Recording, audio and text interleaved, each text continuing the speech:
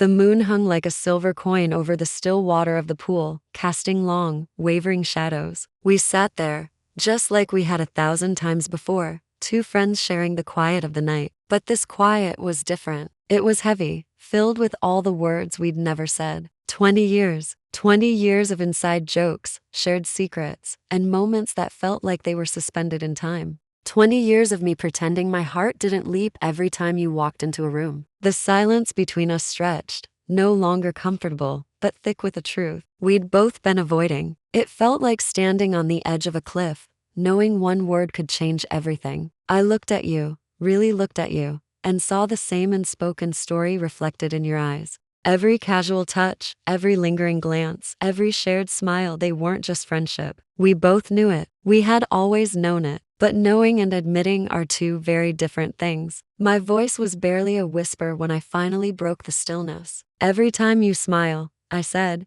the words feeling foreign and heavy on my tongue, I forget how to breathe. There it was, the truth, laid bare between us. I watched as the confession landed, shattering 2 decades of carefully constructed walls. It was the point of no return, where a lifetime of fear collided with an even greater lifetime of longing. I saw the shock in your eyes, but underneath it, something else flickered to life recognition. Your own confession came softly, a mirror to my own. I've always felt it, you admitted, just never at the same time. It was a gut punch of relief and regret. All those missed chances, those moments we were ships passing in the night, our hearts calling out but never quite connecting. So what now? I asked, the question hanging in the humid air. You reached for my hand, your fingers tracing the lines on my palm. Now, you said, we let it change, slowly. We learned to love each other at our own pace. My hand was trembling in yours. The fear was immense, a cold wave washing over me. Fear of ruining this beautiful, solid thing we had built. 20 years of friendship wasn't something to be gambled with lightly.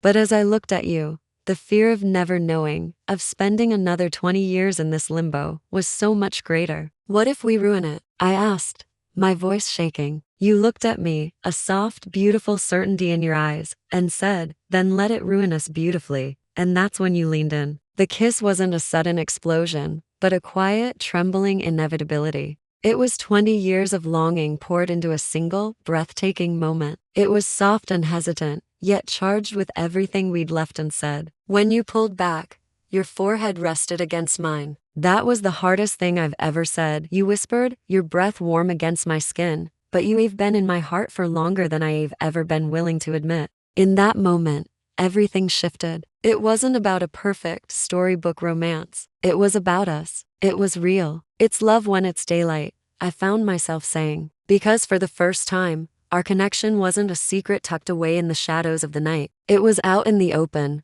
ready to face the morning sun. The fear was still there, a quiet hum in the background, but it was overshadowed by a profound sense of peace, of rightness. Promise me this won't fade, you whispered, your voice thick with emotion. Promise me this is real. I squeezed your hand, a new kind of certainty settling in my soul.